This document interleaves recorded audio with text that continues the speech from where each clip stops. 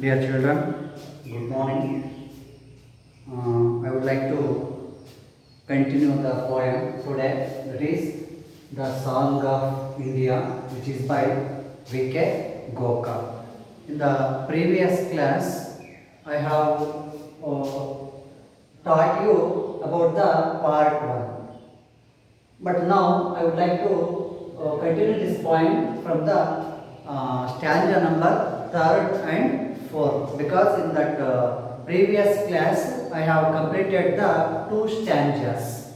Now I would like to continue the poems stanzas 3rd and 4th. Before that, I would like to read this poem once again. Please listen this with much more attention. The Song of India, which is by V.K. Gokak. What song shall I sing of you, my mother? I asked. Shall I sing of the Himalayas with their snow-born peaks, of the 3 seas that wash your palm? Shall I sing of your clear dawn with its pure gold stripes? Said the mother, imperturbable, calm. Sing of the beggar and the leper that swarm my streets. Sing of the filth and the dirt that fall my sylvan retreats. What song shall I sing of you, my mother? I asked.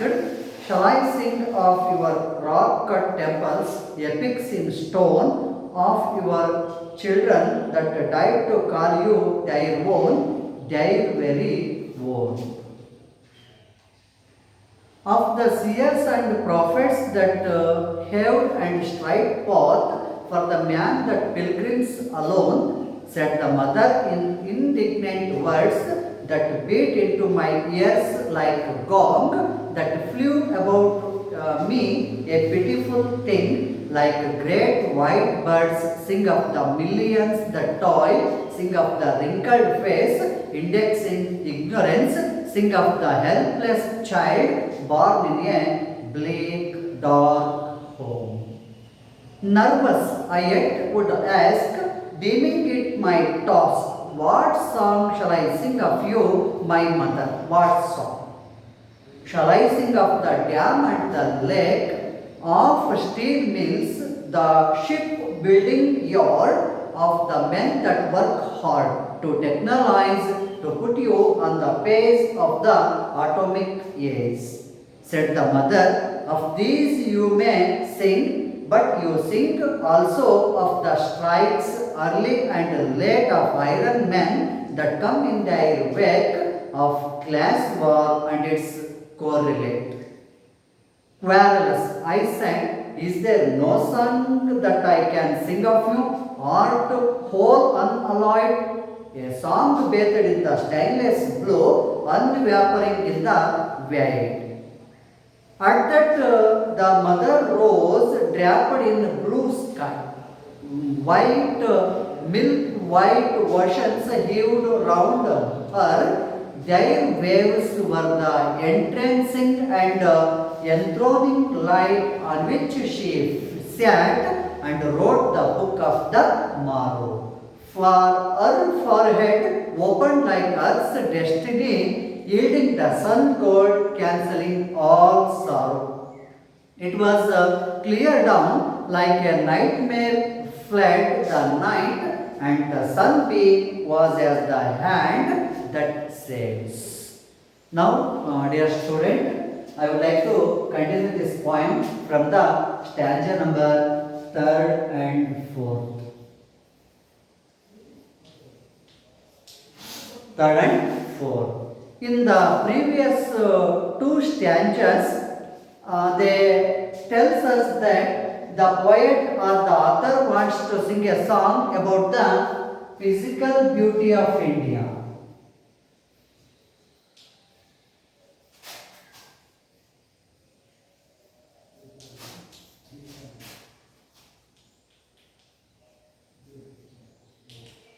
Physical beauty of India. But our mother India, she just wants to see, listen a song about the inner beauty of her.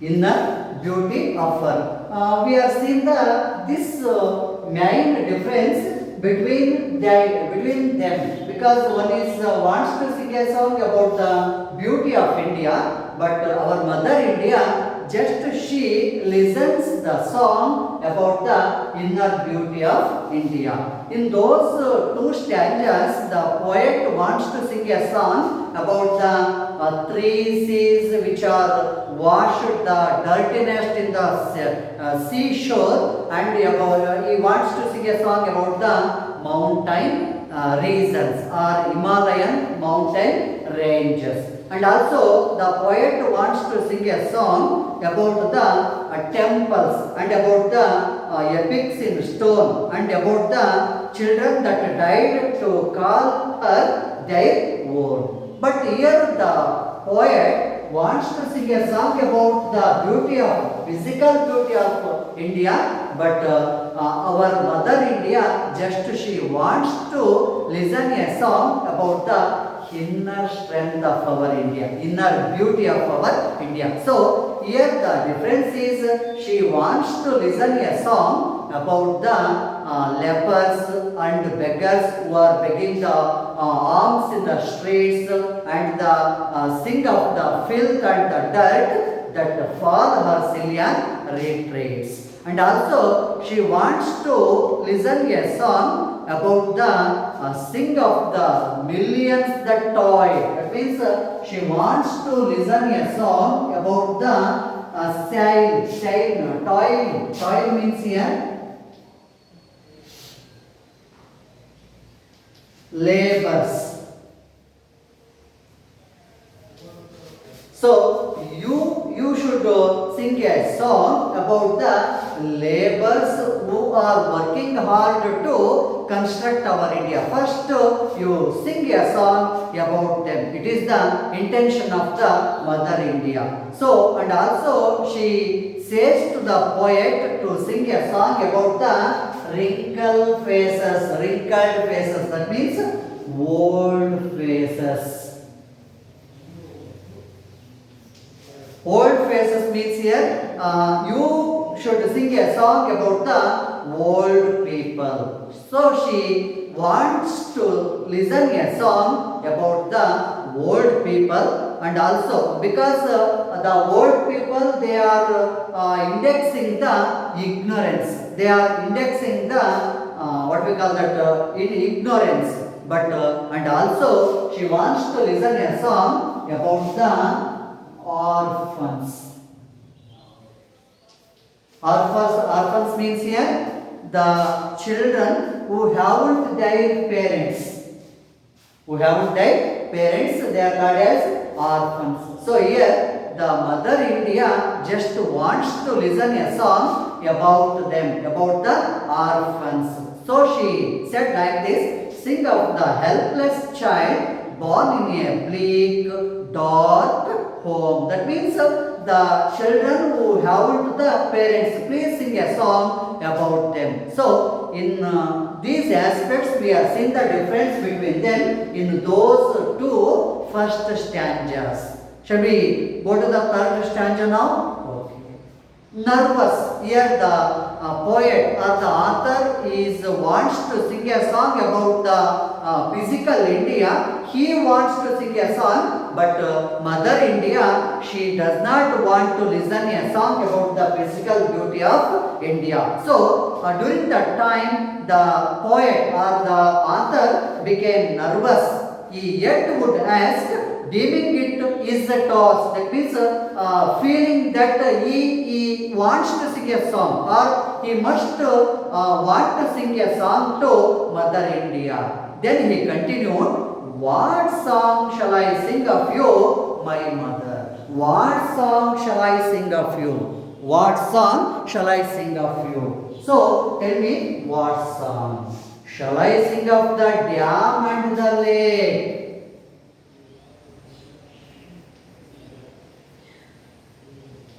In this stanza, poet wants to sing a song about the dams and lakes. So, shall I sing a song about them and of steel mills? Not only he wants to sing a song about the dam and lakes, but also wants to sing a song about the what are they? They are steel mills. Steel mills and ship building yards.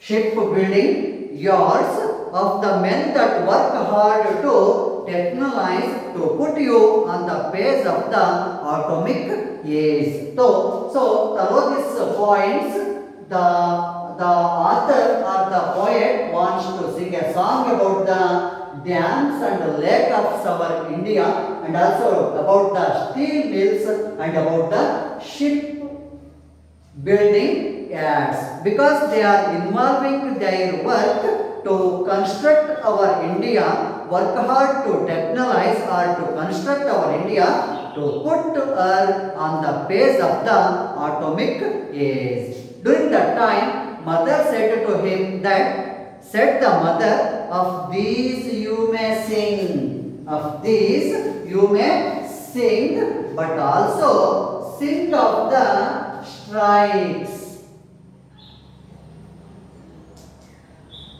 Here Mother India wants to listen a song about the strikes which are conducting by the laborers or the workers of the company or workers of the industry. So you must sing a song about the strikes and early and late of iron men. That means you sing a song about the horsemen.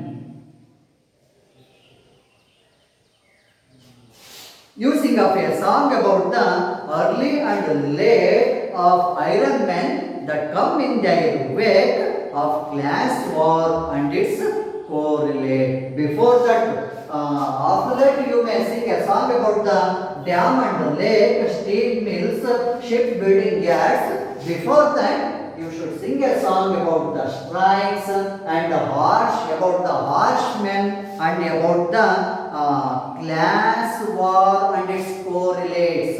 Through the Indian history, we are seeing the social discrimination. Social discrimination. So, you sing a song about them. How we are, that means how the upper classes have exploiting them. How they exploiting, still exploiting them. So, sing a song about that. The exploiting of the lower classes from the upper classes, sing a song about them. So, in these three aspects, Mother India wants to listen a song about them, not the dams and lakes, steel mills and ship building yards. So, sing of the strikes early and late of iron men that come in their wake of class war and its correlate. Because in our history, we are seen that the upper classes people had exploited the lower classes persons or people. So, sing a song about the strikes which are conducting by the laborers or the workers for their equality. How here the industrialists also exploiting them. So, sing a song about their strikes and harsh men, that means sleeping men, how they are sleeping like a lazy persons without doing any hard works or without doing any works. So, sing a song about them and also sing a song about the social discrimination, the history of the social discrimination. So, you sing a song about these aspects instead of dam and lakes, steel mills and ship building yards. So, in these ways, the poet wants to sing a song about these aspects but Mother India wants to listen a song about the strikes, about the lazy persons, and about the social discrimination of our India. So we have seen these differences regarding to the author and the Mother India in the stanza number 3rd. So shall we go to the last one stanza? Querulous. When the mother does not want to hear a song about the by the author or by the poet, he became angry.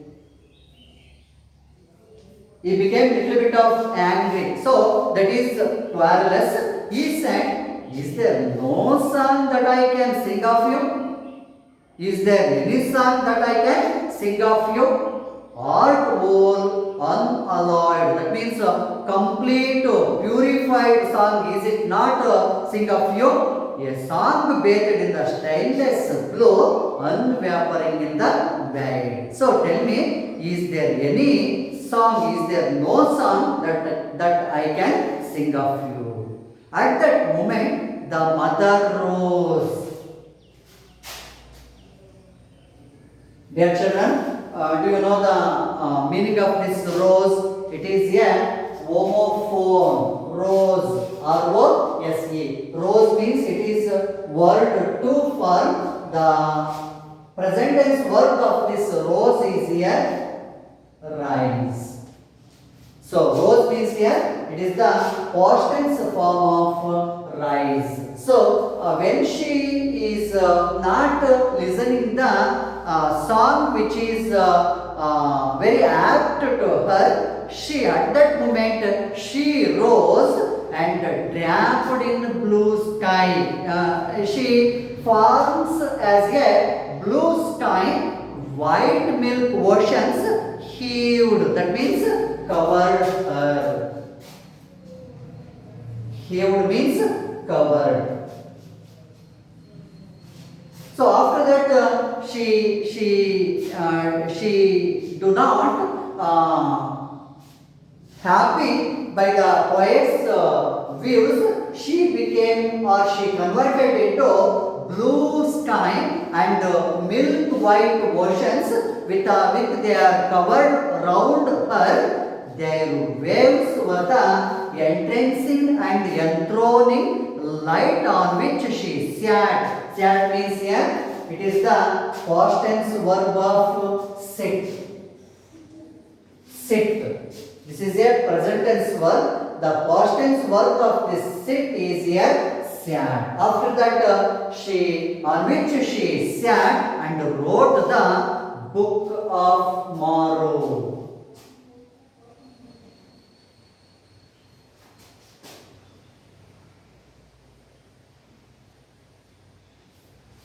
During that time, she has written the book, that is the Book of Morrow. Here, the Book of Morrow means here the bright future of our India. Book of Morrow means here the bright future of our India. So she wrote. Wrote means here it is the past tense verb of the write. Write, wrote, written.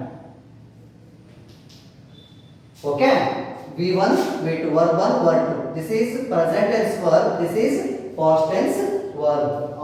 During that time, she has wrote the book of the Morrow. Her forehead, during that time, her forehead opened like Earth's destiny, yielding the sun gold, cancelling all sorrow. During that time, she has solved all our problems.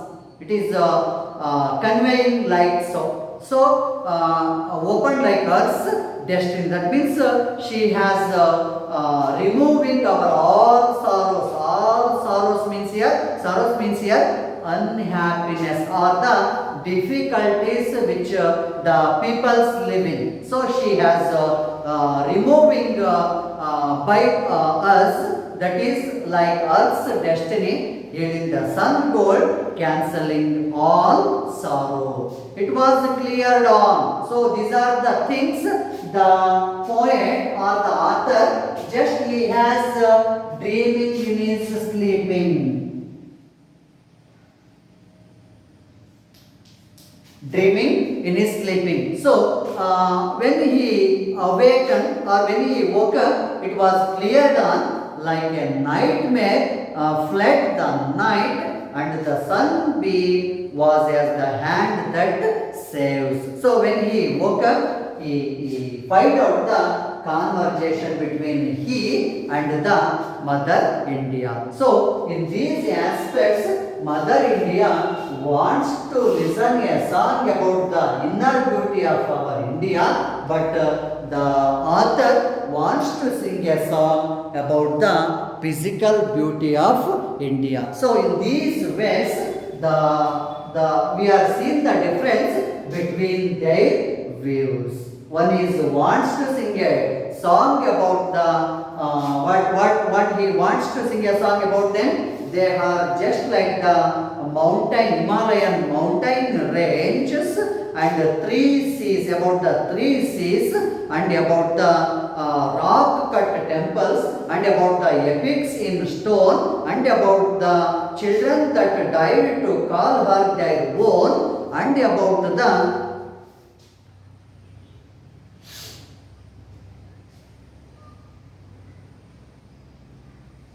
and about the dam and lakes and about the steel mills and about the ship building yards, so on so. But the Mother India wants to listen a song about the beggars who are begging the alms in the streets of her and the leper who are suffering by that disease and that swarm her streets, sing of the filth and dirt of fall her Celia retreats. And also she wants to sing a song about about the strikes which are conducting by the laborers or the workers which they are exploiting by the industrialists or the owners of the industries. And also she wants to listen a song about the Arshmen. Arshmen means the people who are still sleeping without doing any work. So in these aspects, the Mother India wants to listen a song about these aspects. But the utterly different, the poet wants to sing a song about the physical beauty of India. Finally, she rose and formed as the blue sky with white milk oceans covered her. Their waves were the entrancing and enthroning light on which she sat and wrote the book of morrow or book of the morrow. Here the book of the morrow means here the bright future of our India. Her forehead opened like Earth's destiny and yielding the sun gold, cancelling all sorrow. It was clear dawn like a nightmare fled the night, and the sunbeam was as the hand that saves. So, in these aspects, the poet just wants to imagine while he was sleeping how we can build up our India, how we can construct of our India very firmly or very brightfully. But he just wants to imagine, but without doing any work. So, in these aspects, one wants to sing a song about the physical beauty of India, but Mother India wants to listen a song about the inner beauty of India. So, dear children, these are the main differences between the poet and the Mother India.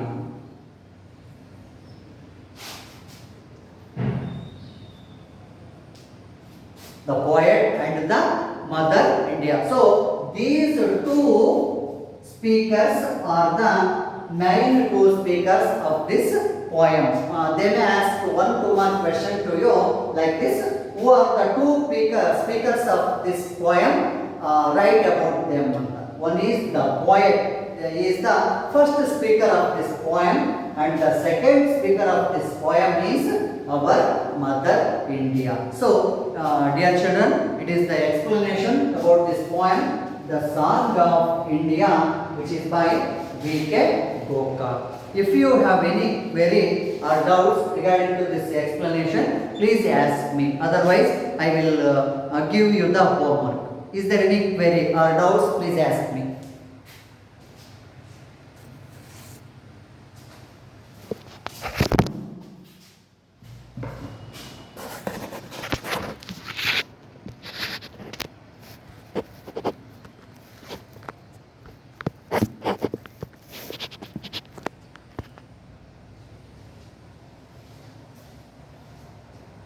Is there any doubts?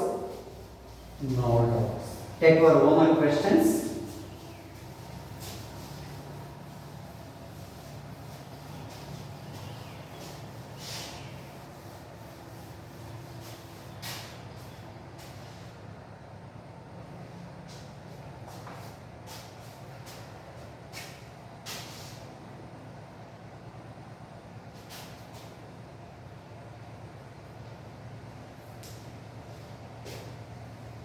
Question number 1.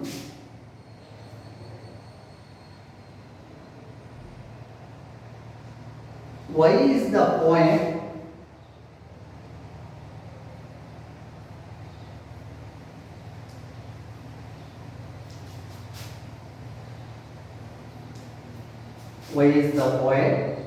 wireless?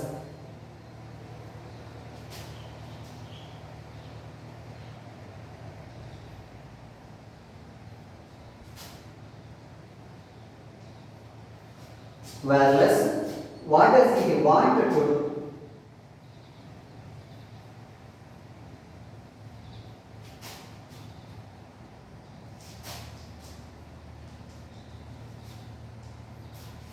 This is your homework first question, and take the second one.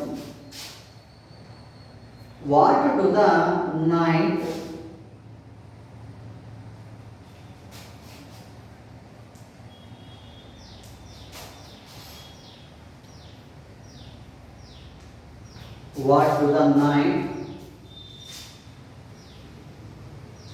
the sun god and the clear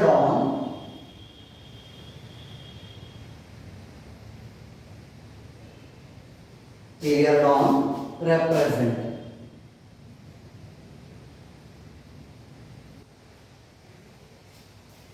Last question, that is question number 3. Please take down.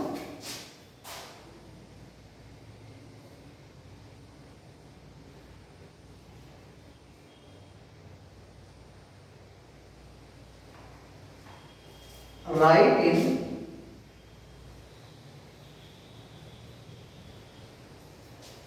in brief your vision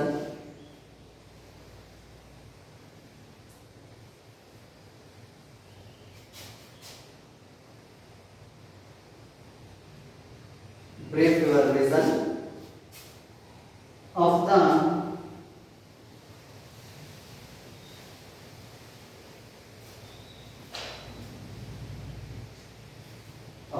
future of India.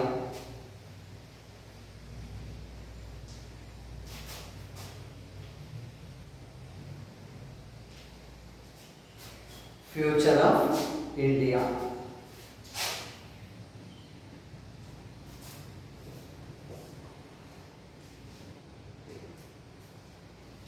Take these 3 questions as your homework questions, and in the next class I will see your writings. First question is, why is the poet wireless? What does he want to do? Second question, what do the night, the sun god and clear dawn represent? Third one, write in brief your vision of the future of India. So these three questions are your homework questions. All of you must write your answers for these three homework questions. I will see them in the next class. I will see your answers in the next class for these three questions. Okay? Shall we start here? Okay, thank you.